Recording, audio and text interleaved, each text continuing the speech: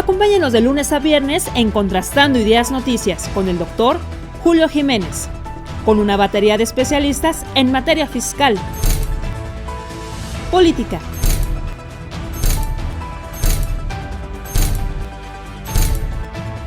economía, finanzas, justicia,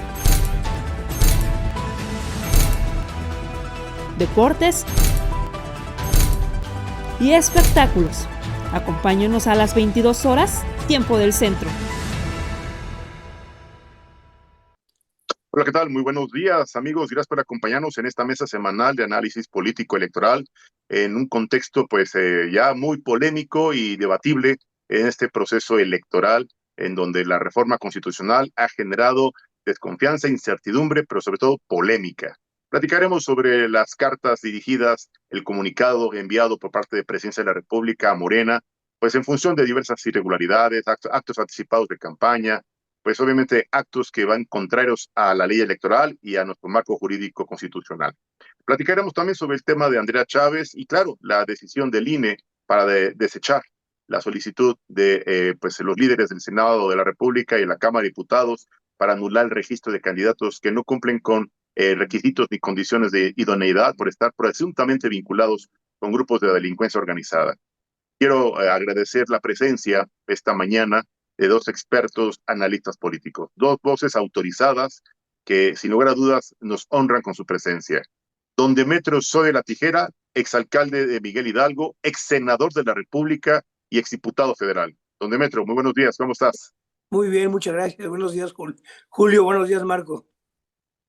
Gracias, don Demetrio Zoe la Tijera. Y bueno, también es un honor recibir a un gran amigo también de Contrastando Ideas, al doctor Marco Antonio Baños, exconsejero del Instituto Nacional Electoral y actual presidente de la Comisión de Derecho Electoral del Colegio Nacional de Abogados Foro México. Doctor, ¿cómo estás? Buenos días. Hola, Julio, buenos días y por supuesto saludando a don Demetrio Zoe de la Tijera, un político de una trayectoria honesta, impecable y muy importante en nuestro país. Gracias. Sin lugar a dudas, sin lugar a dudas. Honor a quien honor merece. Y bueno, pues precisamente iniciando esta mesa, un tema polémico que yo quisiera iniciar pidiendo su comentario, su opinión a don Demetrio, sobre este tema que ha generado y ha despertado preocupación. Esta carta dirigida por parte de la titular del Ejecutivo Federal a la dirigencia nacional de Morena, y que ahora ya están incluso celebrándola y organizando un congreso. A ver, ¿qué mensaje le está dando la presidenta Claudia Sheinbaum a Morena frente a estos actos que se han venido presentando en las últimas semanas y meses? Demetrio. Mira, primero contradice lo que ella ha dicho todas las mañaneras, que hay una separación clara entre el partido y el gobierno.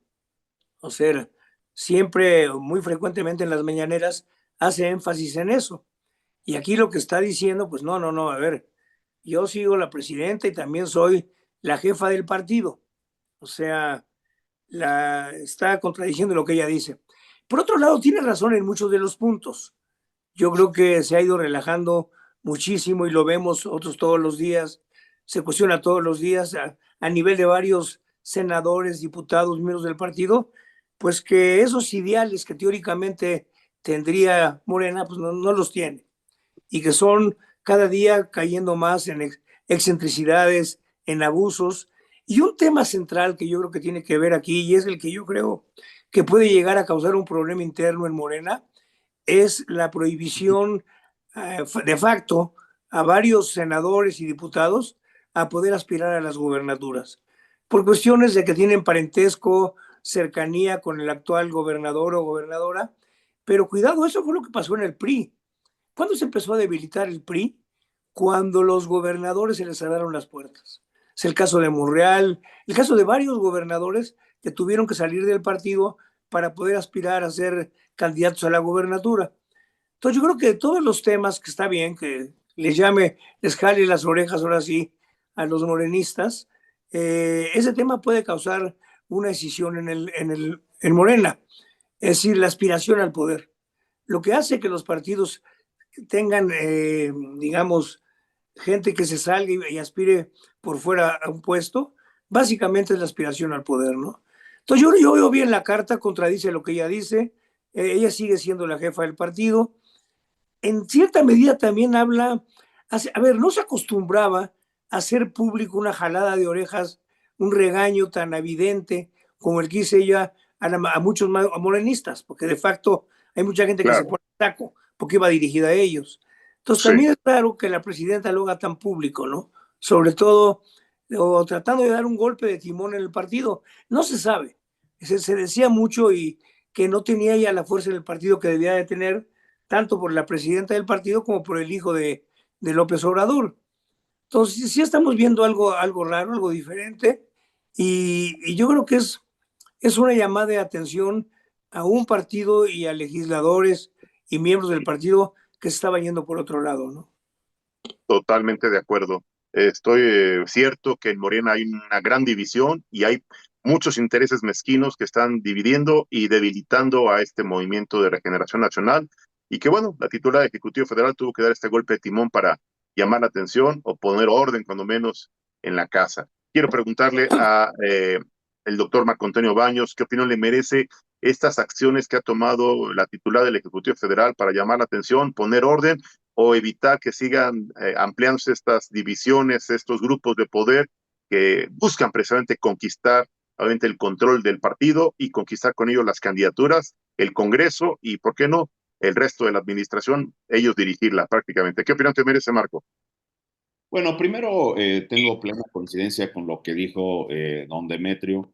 Me parece a mí que la presidenta de la República, al enviar este decálogo a Morena, pues está reconociendo la existencia de 10 puntos que son muy claros en el comportamiento de Morena. Ella dice Claro, que lo hace como un recordatorio a los principios y a los valores que animaron la construcción de la cuarta transformación o de la autollamada cuarta transformación, pero en el fondo está diciéndoles que hay militantes, que hay políticos, que hay personajes destacados del propio Morena que están incurriendo en esas conductas que son contrarias a lo que ellos pregonan. Esa es la primera parte. Luego, segundo lugar, absolutamente falso de que no hay un partido de Estado. Es un partido de Estado. Y es un partido de Estado porque la propia presidenta de la República es la que está teniendo que poner orden, incluso en temas donde el orden lo debería de estar poniendo el Tribunal Electoral y el Instituto Nacional Electoral. Los actos anticipados de pre-campaña y campaña, por ejemplo, sería un tema en el cual el INE y el tribunal deberían de poner el orden, pero no, es la propia presidenta que pone orden dentro de su propio partido porque la competencia, como ocurrió en la parte más fuerte de la vida del PRI, pues la competencia era interna, no era externa. Y justamente estas decisiones que se empezaron a dar, que cristalizaron primero con el Frente Democrático Nacional del 88 y luego la salida de políticos que no lograron ser candidatos efectivamente a las gubernaturas, pues generaron un paulatino debilitamiento del PRI que lo llevó a la mínima expresión que tiene ahora el propio PRI. A mí me parece que es muy delicado, lo quiero decir con absoluta claridad, que la presidenta de manera implícita está reconociendo los vínculos con el crimen organizado, porque cuando tú les dices no se requiere que tengan o deben tener cuidado de no tener este tipo de alianzas o de relaciones, pues la presidenta está reconociendo que hay una situación ahí. Tienes gobernadores que son denunciados por su cercanía con el crimen organizado, el caso de Ramírez Bedoya, el caso de Américo Villarreal, Michoacán y Tamaulipas en estos casos, pero señaladamente el de Sinaloa. Lo de Rocha es verdaderamente inaceptable en el comportamiento de un gobernador. Y luego la presidenta se mete en un tema que me parece a mí, del que difícilmente la veo que va a salir bien librada, que es el tema, bien librada en cuanto a imagen y en cuanto a que se vea que le van a hacer caso. Pero ¿a poco la ropa de marca, los zapatos, el uso de los helicópteros, de los aviones, de la primera clase? Noroña es famoso, entre otras cosas, porque se la pasa preguntando a qué restaurantes puede ir. Eso lo sabe todo mundo, los que seguramente Demetrio en algún momento coincidió en su carrera legislativa con Noroña, pero las personas que me han comentado de su comportamiento, si te conoce y tú eres de X entidad, te está preguntando a qué lugar debe de ir a comer. Si fuiste a un país, lo mismo. Entonces, ese tipo de cosas se me hace que le va a costar un poco de trabajo. ¿A poco Monreal va a dejar de usar el helicóptero como él mismo lo señaló en aquel conocido altercado que tuvo con la presidenta? ¿A poco Pedro Aces va a dejar de usar todos estos lujos que devienen de su condición Sí, era un hombre rico, pero también es cierto que hay mucho dinero que está involucrado al tema de los sindicatos. Entonces, yo pienso que ese tipo de cuestiones son verdaderamente complicadas, pero lo que sí es un hecho es que el decálogo que la presidenta envió indica con toda claridad que empieza a ver este tipo de comportamientos y de fricciones internas que una organización política que ha metido todo lo que ha podido, que no ha tenido ningún filtro. Ya vimos a Rubalcaba ahora como director del metro, ya vimos a los Yunes votando la reforma judicial. Entonces, ha metido todo lo que ha sido posible y han encubierto cualquier tipo de comportamiento, por penoso, por ilegal, por inconstitucional que sea. Ahí está Teuchitlán, que el famoso fiscal que no ha hecho nada nunca en contra de López Obrador y no va a hacer nada mientras esté ahí en contra de Claudia Sheinbaum. Entonces, el señor dice que eso no es un campo de exterminio, que a mí me parece que al final la denominación del lugar es lo menos importante. Lo grave son los hechos que ocurrieron ahí y que están ocultando. Pero en fin, yo pienso que ese decálogo es implícitamente un reconocimiento a muchas cosas. Sí hay un partido de Estado. Segundo lugar, sí hay comportamientos que se le están saliendo de control a la presidenta de la República. Sí creo que la presidenta siente que tiene demasiada competencia y presión, que eso sí, en los tiempos del PRI, pues difícilmente se le salían de control al presidente de la República. Y Demetrio lo dice con mucha precisión. ¿Cuándo habías visto que el presidente de la República salga y les llame la atención en público? No, esta parte no era así. O sea, yo tampoco sé cómo lo hacían en privado, pero de que algunos han llegado a comentar que les llamaban para poner orden allá con el presidente de la República, lo han dicho, por supuesto, no te dicen los detalles, pero sí era claro que el presidente tenía la prudencia, digamos, de llamar y en privado hacer los señalamientos. Aquí no, aquí ya se volvió abierto y ese es un tema que quién sabe si le guste a los que son opositores a la presidenta. Totalmente de acuerdo, Demetrio, sin lugar a dudas. Es un tema que está generando preocupación al interior del partido, está generando incertidumbre hacia el electorado, pero ¿qué crees?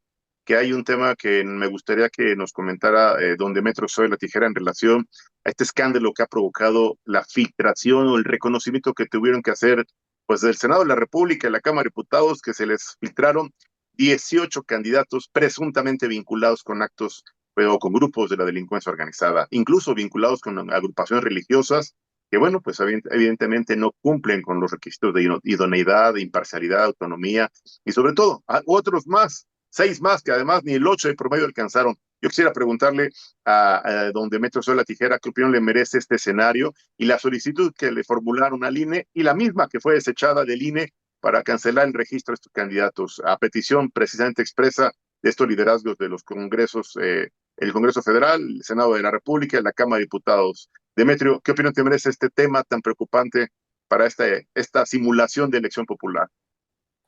Mira, lo que demuestra esto es que todo el proceso para seleccionar candidatos y de hecho toda la reforma del Poder Judicial pues está hecho como está hecho con las patas.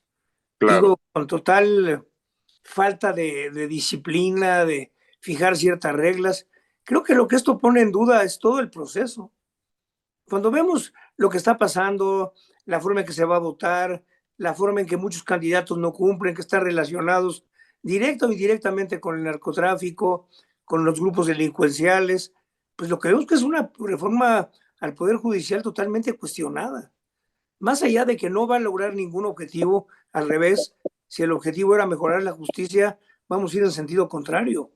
Si había jueces como ayer en la mañanera, Harfush denuncia a una serie de jueces por haber permitido o haber dado amparo o no darles, ¿cómo se llama?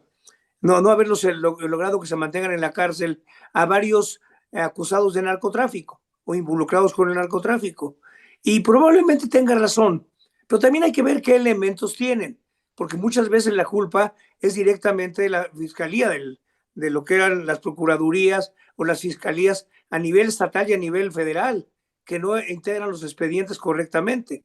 Y habría que, ojalá pudiéramos oír la voz de los jueces, también para saber cuáles son las causas, porque las que tuvieron que liberar, probablemente inclusive en contra de su criterio y tratando de ajustarse a la ley, tuvieron que liberar a seguros que seguramente eran delincuentes, narcotraficantes. Pero lo que estamos viendo es un poder ejecutivo tratando de justificar una reforma al poder judicial que no se puede justificar. Si esto sucede ahora, va a suceder mucho más con jueces que no tienen carrera, que no tienen experiencia, que no tienen inclusive un compromiso con el Poder Judicial. Entonces el Poder Judicial no va a mejorar. Yo creo que lo que ya estamos aquí a 3 semanas de la elección del Poder Judicial y por un lado es lo más confuso. Yo todavía, con todos los spots que he oído del INE, no sé ni cómo voy a votar. No sé ni qué tantos, y cosa que nosotros estamos más enterados que la mayor parte, la gran mayoría de la población. Entonces estamos enfrentándonos a una reforma al Poder Judicial que el Ejecutivo sigue queriendo justificar 3 semanas antes, acusando a los jueces, y que yo no creo que ha causado entusiasmo entre la población, porque ni la población lo entiende. Todo lo que estamos enfrentando es eso. Todos los que, bueno, ayer leía un artículo de Ciro Gómez Leiva que habían confundido a alguien que están cuestionando como relacionado con el narcotráfico o que había estado encarcelado, que había tenido un delito que ameritó la cárcel, que estaban equivocados con el nombre, que no era la misma persona.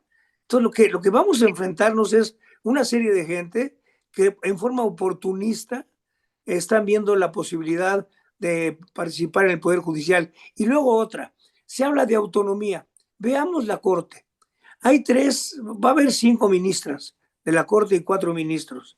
De las 5, hay 3 que va a nombrar lo que nombró López Obrador, porque están en la cabeza en todas las encuestas, porque obviamente tienen un apoyo del gobierno y un apoyo de Morena. Entonces ya de entrada, la Corte va a estar totalmente subordinada a la presidenta de la República. ¿A qué nos enfrentamos? A una presidenta con un poder que lo digo que no tenía ni el priismo en la etapa de Echeverría o de López Portillo, Salinas, no lo tenía, porque tenía ciertos frenos, que era el sector obrero, el sector campesino, la clase priista. Ahora no, ahora lo que está demostrando también con su carta al partido, diciendo aquí yo mando en todos lados. Ni el mismo freno del partido, ni el freno de los gobernadores, ni freno de las organizaciones sociales, ni de la sociedad civil. El Poder Judicial, en cuanto venga la votación, vamos a tener una presidenta, como dice Cedillo, no que ya estemos en una tiranía, pero la presidenta va a tener el poder que si lo quiere utilizar, podemos caer en una tiranía. Totalmente de acuerdo. Muy preocupante el contexto, alarmante la situación, y aquí quiero pedirle a don Demetrio Soy la Tijera nos explique bajo qué criterios, bajo qué argumentos, bajo qué elementos el INE desecha esta petición que le formulan los líderes de la Cámara de Diputados y el Senado, precisamente en función de esta pues incongruencia, de esta falta de idoneidad de estos 18 candidatos que no cumplen o que están estrechamente o presuntamente vinculados con grupos de la delincuencia organizada. Demetrio, doctor Marco Antonio Baños. Gracias. Bueno, ya iba yo a usufructuar el prestigiado nombre de don Demetrio. Pero... Y yo te lo iba a traspasar. No, doctor Marco Antonio Baños, adelante. Muchísimas gracias. No pasa nada. Además, admiro y respeto mucho a don Demetrio. A ver, pasa lo siguiente. Primero, a mí me parece que es muy lamentable que después de toda la parnafernalia que construyeron para definir los listados, para hacer la reforma, para implementarla corriendo, porque son muy buenos y son los puros y son los infalibles, pues resulta que los listados fueron un desastre.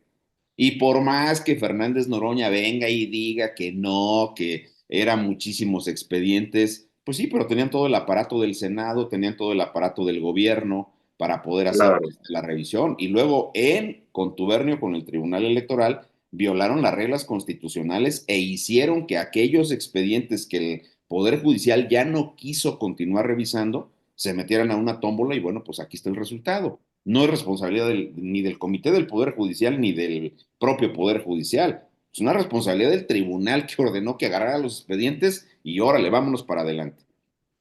Pero digamos que concretamente los principales errores sí están en el Comité del Poder Legislativo. Ese es el que más errores cometió.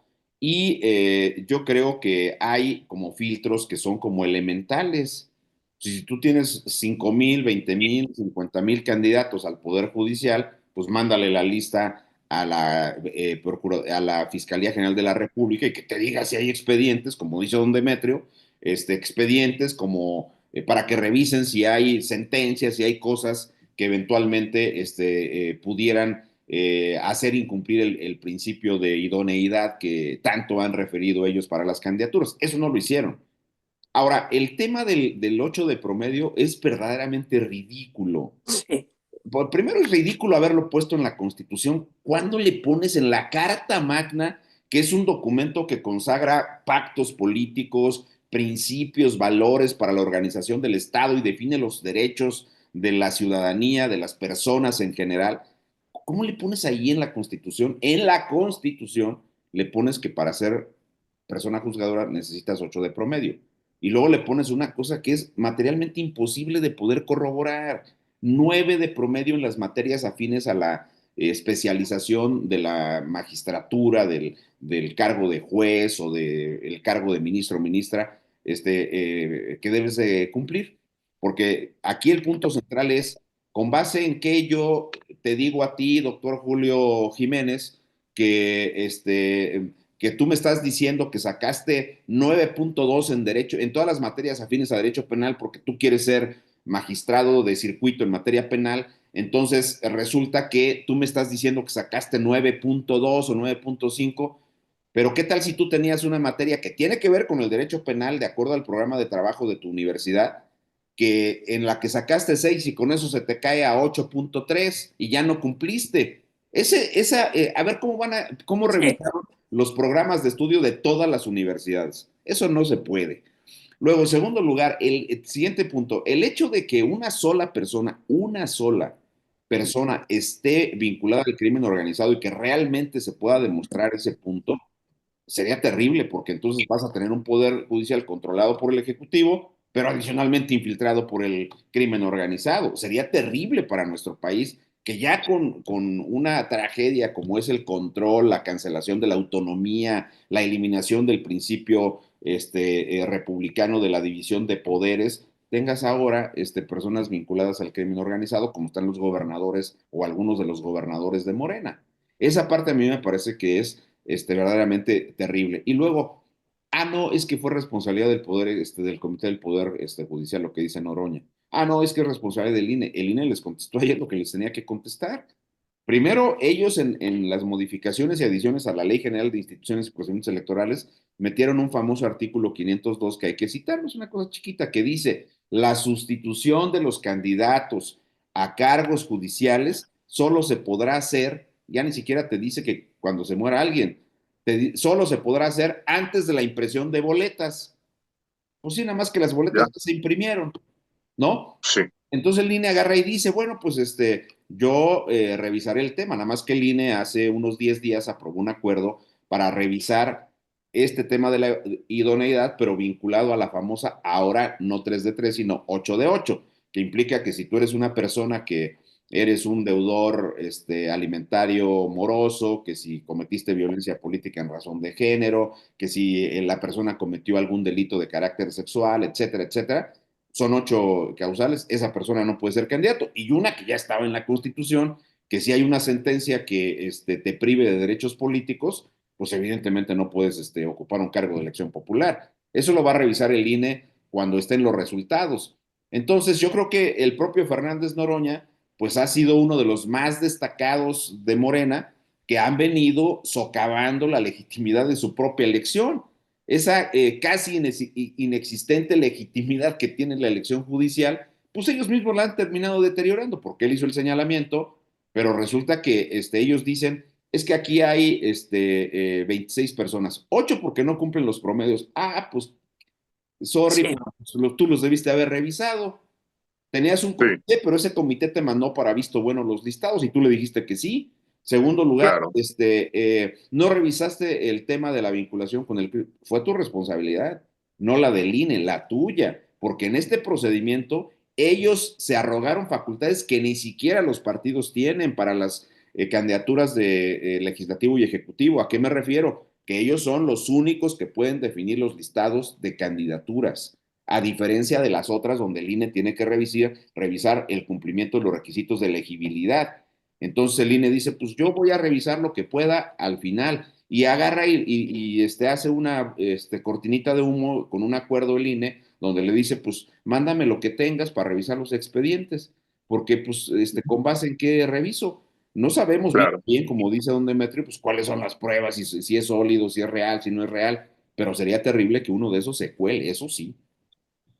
Terrible situación que hoy se vive en pues el futuro del Poder Judicial, el futuro de la administración de justicia, el futuro incluso del ejercicio de los derechos de todos los mexicanos. Pero bueno, yo quiero pedirle, ya estamos en la recta final de esta mesa, pedirle a nuestros invitados una conclusión final y estar atentos de lo que se genere la próxima semana, y reiterándoles la invitación para el próximo viernes. Quiero iniciar con don Demetrio Soy la Tijera. Demetrio. Mira, yo me iría a lo que comenta Marco también en relación que, a ver, la presidenta lo que está dejando claro es que que es un partido de Estado, que el Concreto. partido depende y está al servicio de la presidencia de la República. Pero Claro. lo que es lamentable es que en medio de tantos problemas, porque estamos enfrentando una serie de problemas en el país, de materia económica, en seguridad, bueno, las obras que están cuestionadas, los conflictos internos, no solamente que hay en el partido, los conflictos que hay realmente, sobre todo con el sector privado, más allá de lo que pase en la Comisión Nacional, de la reunión de los banqueros. Hay un miedo completo para invertir, no hay ninguna seguridad, la gente tiene miedo y está siendo muy cautelosa. Entonces, lo que es tremendo, de veras tremendo, que en medio de la problemática que enfrenta la presidenta, esté preocupado por su partido y lo haga Claro. público y le dedique tiempo a eso y le dedique tiempo a eso en la mañanera. De veras, nunca había pasado. ¿Qué pasaba con el PRI? El presidente del partido acordaba con el presidente de la República, ¿no? Y el presidente de la República le decía, oye, cuidado con esto, con esto, con esto. Pero aquí no. Aquí lo que estamos viendo es la debilidad de la presidenta para poner orden. Porque más allá de la carta que envía, a ver, hay cada elemento, cada personaje en el partido y cada actuación de esos personajes que realmente es de dar vergüenza. Mira, un conflicto simplemente tremendo que se está presentando. La gobernadora de Veracruz acusa al anterior gobernador de un fraude de Cuitlavo. 1.500 millones de pesos. Y la También. presidenta dice en la mañanera que es un hombre de primera al que le tiene toda la confianza. A ver, eso no se daba. Había un acuerdo interno para procesar a alguien, pero aquí cada quien está jalando para su lado. Y qué bueno que pase eso, en el fondo, porque lo que queremos es que no se consolide como partido de Estado Morena. Esperemos que Claro. Morena se debilite, que resurja la oposición. Yo no creo para el 2027, pero yo estoy casi seguro que para el 2030 vamos a tener un esquema político, partidista, muy diferente al que tenemos ahora. Simplemente porque Morena no va a tener ningún candidato atractivo. Entonces yo creo Claro. que qué bueno que surjan estos problemas, lamentable para el país, pero qué bueno para el pluripartidismo mexicano, ¿no? Totalmente de acuerdo. Yo quiero agradecerle a don Demetrio Soy la Tijera esta conclusión siempre interesante y muy puntual.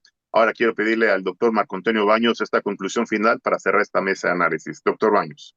Bueno, pienso que estamos en la fase final de una reforma que ha destruido principios esenciales de la democracia mexicana, con la imposición de personas que se van a hacer cargo de las magistraturas, de los cargos de jueces y juezas, etcétera, y que van a perder su independencia frente al poder ejecutivo. Eso me parece que es un hecho ya prácticamente inevitable. Lamentablemente va a ser así.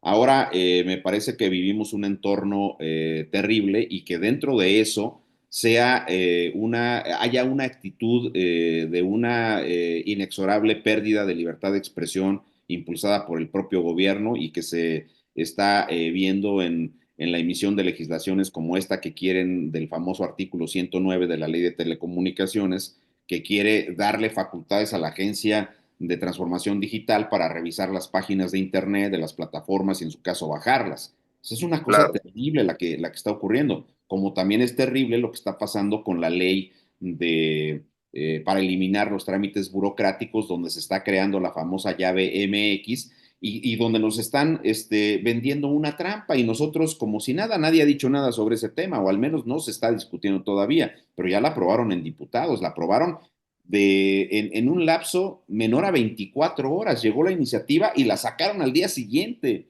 Es increíble, pero esa famosa llave MX no es más que la CURP, donde el famoso artículo 72 de esta ley te está diciendo que el ciudadano tiene que otorgar su consentimiento para que se asocie la fotografía, es decir, la parte de los biométricos y las huellas dactilares, para que esa credencial se pueda, esa nueva cédula con fotografía, vamos a decirlo así, se convierta en la llave MX y tu punto de entrada para miles de trámites burocráticos federales, locales, municipales, etcétera. Pero dicen es con el consentimiento del ciudadano, pero en los demás artículos te dicen, si no presentas eso, no tienes acceso a los trámites burocráticos. Es esa fuerza, o sea, no hay vuelta de hoja. Sí. Y mata, lo quiero decir con claridad, la credencial para votar con fotografía, mata la posibilidad de actualizar el padrón electoral y ve tú a saber qué más ocurra con ese tema. Si estamos en un momento verdaderamente complicado del entorno, pues no soy la voz más autorizada para hablar de él, pero pues tienes un presidente gringo con todo lo que viene haciendo y pues ahora vas a tener un presidente gringo peleándose con el Papa, porque pues no pareciera como que el nuevo Papa es muy afín a las políticas del propio Trump, pese a que Trump de alguna manera dijo que sería bueno que fuera norteamericano, como pues, ya se le Claro. nada más que no es necesariamente su seguidor. Sí, sí es un tema difícil, tenemos partidos, organizaciones partidarias o que quieren ser partidos ya avanzando en ese propósito, que también debería de ser un tema que discutamos un poco más adelante, pero sí Claro. creo que hay muchos elementos que hay que seguir discutiendo y ojalá que la gente, porque aquí todo lo venimos discutiendo como en el famoso círculo rojo, pero es muy importante que las personas se hagan cargo de los efectos de lo que su voto en las urnas está generando. Si este no es un tema de Julio Jiménez o de Marco Baños o de Demetrio Sodi nada más, es un tema de la ciudadanía que fue y depositó los votos y que apuesta a mantener los ingresos de los programas sociales y le ha dado este poder incontestable y este poder absoluto prácticamente a la 4T. Y con todo la destrucción de los equilibrios que han impulsado, 79-80% de preferencia o de aceptación de la presidenta, 51 me parece que fue lo último que arrojó alguna encuesta de aceptación por Morena como partido, cuando tienes temas de Cuauhtémoc Blanco, cuando tienes el decálogo, que ya lo discutimos, acá hay una serie de temas, pero en fin, la agenda es muy larga para adelante. Totalmente de acuerdo. Yo quiero reiterarle mi reconocimiento y mi sincero agradecimiento a nuestros invitados de esta mañana, a don Demetrio Sodi La Tijera y al doctor Marco Antonio Baños por su valiosa participación, reiterándoles la invitación para el próximo viernes y poder abordar los temas precisamente que están ocupando y preocupando a millones de mexicanos y que en otro tanto están pues generando conciencia para actuar de manera distinta en función de la elección del Poder Judicial. Habrá que hacerlo con mucha responsabilidad, pero sobre todo muy informados de lo que puede estar ya presentándose a partir del 1 de junio. Muchas gracias a don Demetrio Sodi La Tijera y gracias, doctor Marco Antonio Baños. Excelente fin de semana. Gracias, Marco. Gracias, Julio. Igualmente. Que les vaya muy bien. Un abrazo Excelente fin de para semana. ambos. Muchas gracias a nuestros invitados. Quiero mencionarles a nuestros amigos, ya viene el maestro Nelson Vargas, pero no quiero dejar pasar la oportunidad para invitar a nuestro importante auditorio, comentarles que el doctor Marco Antonio Baños, en su calidad de presidente de la Comisión de Derecho Electoral, dictará una conferencia magistral el próximo 17 de mayo en las instalaciones de la Universidad Colegio IMCA, en coordinación con el Colegio Nacional de Abogados, a quien le reitero mi sincero agradecimiento y reconocimiento al doctor Marco Antonio Baños. Doctor, muchas felicidades. Gracias, estimado Julio, por la invitación del colegio y por tu generosa intervención para que eso ocurriera. Nos vemos en ese prestigiado espacio universitario el próximo sábado.